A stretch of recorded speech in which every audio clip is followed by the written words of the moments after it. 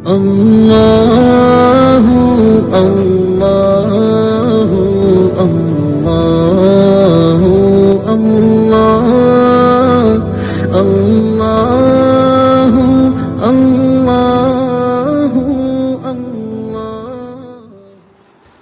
بسم اللہ الرحمن الرحیم۔ ایک اور حدیث سے تکالیف، بیماریاں اور پریشانی آنے کی ایک بڑی اہم وجہ معلوم ہوتی ہے۔ آپ صلی اللہ علیہ وسلم نے ارشاد فرمایا، ان المؤمن اذا اصابہ السقم ثم عافاہ اللہ عز وجل منہ کان کفارۃ لما مضی من ذنوب وموعظۃ له فیما یستقبل وان المنافق اذا مرض ثم عوفی کان کالبعیر عقلہ اہلہ ثم ارسلوہ فلم یدر لما عقلوہ ولم یدر لما ارسلوہ۔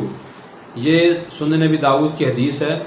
نبی کریم صلی اللہ علیہ وسلم نے کہ جو ارشاد فرمایا، اس کا ترجمہ یہ ہے، آپ نے فرمایا کہ جب مومن مرد بیماری میں مبتلا ہوتا ہے تو اللہ تعالیٰ اس کو صحت اور عافیت دے دیتے ہیں، تو پھر یہ بیماری اس کے پچھلے گناہوں کا کفارہ ہو جاتی ہے اور آئندہ کے لیے نصیحت اور تنبیہ کا کام کرتی ہے۔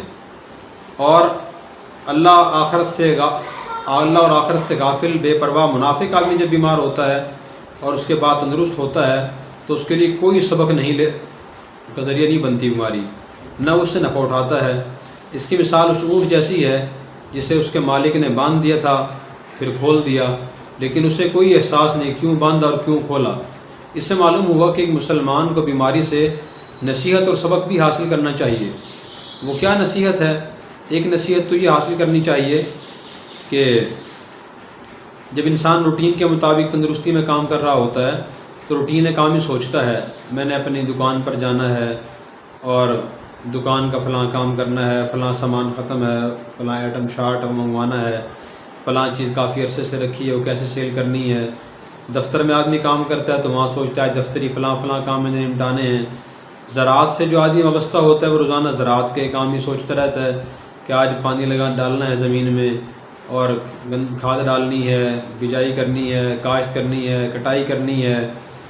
لیکن جب انسان بیمار ہو کر بستر پر آتا ہے پھر اس کے خیالات اور ہوتے ہیں، تو وہ نصیحت حاصل کرے۔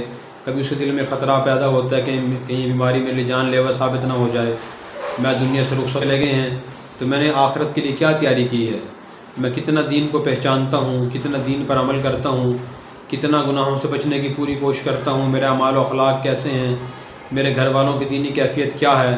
ایک تو یہ نصیحت حاصل کرے اور سوچے، تنبیہ ہے اس کے لیے۔ دوسری تنبیہ اس کے لیے یہ ہوتی ہے کہ وہ سوچے کہ دنیا دارالاسباب ہے اور ہر کام اور ہر چیز کے آنے کا ایک راستہ ہے، ایک طریقہ ہے۔ میں بیمار کیوں ہوا؟ اکثر انسان اپنی غلط کاموں کی وجہ سے، بے احتیاطی کی وجہ سے بیمار ہوتا ہے۔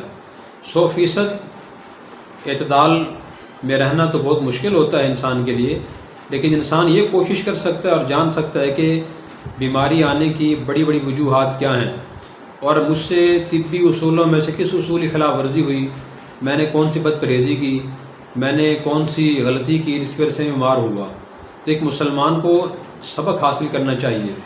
اکثر بیماریاں کسی بے احتیاطی کی وجہ سے آتی ہیں اور احادیث میں بھی حکم دیا گیا کہ انسان احتیاط کرے۔ آپ صلی اللہ علیہ وسلم ایک مرتبہ سفر میں تھے اور رمضان المبارک کا مہینہ تھا اور یہ فتح مکہ کا سفر تھا۔ آپ صلی اللہ علیہ وسلم روزے رکھتے رہے، لیکن جب مقام عصفان پر پہنچے تو وہاں پہنچنے کے بعد رمضان المبارک کے مہینے میں دن کے وقت آپ نے اونٹنی پر بیٹھ کر روزہ افطار کر دیا اور صحابہ کرام نے بھی روزے افطار کر دیے۔ شدید گرمی تھی، اونٹوں کا سفر تھا، عربی گرمی ویسے ہی بہت شدید ہوتی ہے، آج ہی بڑی سخت ہوتی ہے، تو آپ نے روزہ افطار کر دیا۔ اس لیے افطار اگر روزہ رکھیں گے تو ناقابل برداشت تکلیف کا سامنا کرنا پڑے گا، اس سے کوئی نقصان بھی ہو سکتا ہے جسمانی طور پر۔ تو آپ نے روزہ کھول دیا، صحابہ کرام نے بھی روزے کھول دیے۔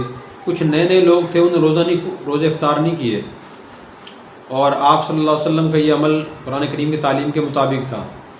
اللہ تعالیٰ نے خود ارشاد فرمایا، فمن کان منکم مریضا او علی سفر فعدۃ من ایام اخر، تم میں سے جو شخص بیمار ہو یا سفر کی حالت میں ہو اور روزہ اسے پریشان کرے تو وہ روزہ چھوڑ دے اور بعد میں قضا کر لے۔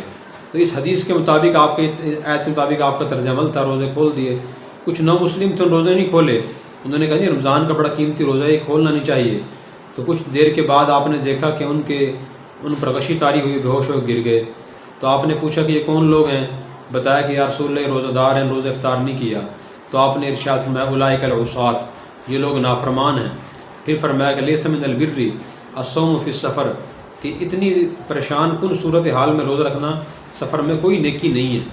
تو دیکھیں آپ نے اتنی عظیم الشان اور اللہ نے فرمایا چھوڑ دینی چاہیے. تو اس سے اور جو کم درجے کی چیزیں ہیں، کھانا پینا ہے، چلنا پھرنا ہے، وہ تو چیزیں اس سے کم درجے کی ہیں. جب فرض روزہ چھوڑنے تک کا حکم ہے کہ جب اتنی طبیعت خراب ہو، ناقابل برداشت ہو تو آدمی روزہ چھوڑ دے، تو باقی جو چیزیں ہیں اور چھوڑ دینی چاہیے. اسی طرح پرہیز کرنا بھی واجب ہے شرعی لحاظ سے. بہت سے لوگ پرہیز نہیں کرتے.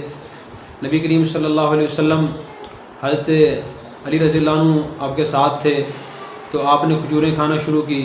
حضرت علی نے شروع کی تو آپ نے ان کو منع فرما دیا. فرمایا علی تمہاری آنکھیں خراب ہیں، جب ٹھیک ہو جائیں پھر تم کھجوریں کھانا. تو دیکھیں آپ نے یہ نہیں فرمایا کہ بسم اللہ پڑھے کھا لو اللہ مالک ہے، بلکہ فرمایا کہ پرہیز کرو. تو اس سے سبق ملتا ہے ہمیں. بہت سے لوگ وقتی لذت کے لیے، تھوڑی سی کوئی چیز کھانے کے لیے بد پرہیزی کر لیتے ہیں، اور بعد میں ان کی طبیعت خراب ہو جاتی ہے. تو بیماری میں انسان کو سبق بھی حاصل کرنا چاہیے کہ طبیعت کیوں خراب ہوئی، میں نے کون سی بے احتیاطی کی اور کون سی نقصان دہ چیز استعمال کی تھی، میں نے کون سا نقصان دہ کام کیا تھا تاکہ آئندہ اس سے بچ سکوں. ایک منافق کا ایک مسلمان کا طرز عمل یہ ہے، اور ایک منافق کا طرز عمل یہ ہوتا ہے کہ وہ کوئی نصیحت حاصل نہیں کرتا، بیمار ہوتا ہے پھر تندرست ہو جاتا ہے، پھر بھی احتیاطی کرتا ہے، پھر بیمار ہو جاتا ہے. اللہ تبارک و تعالی ہمیں اس حدیث کے مطابق اپنی بیماریوں سے سبق حاصل کرنے کی اور آئندہ احتیاط کرنے کی توفیق عطا فرمائے. Subscribe now and press the bell icon. Never miss an update.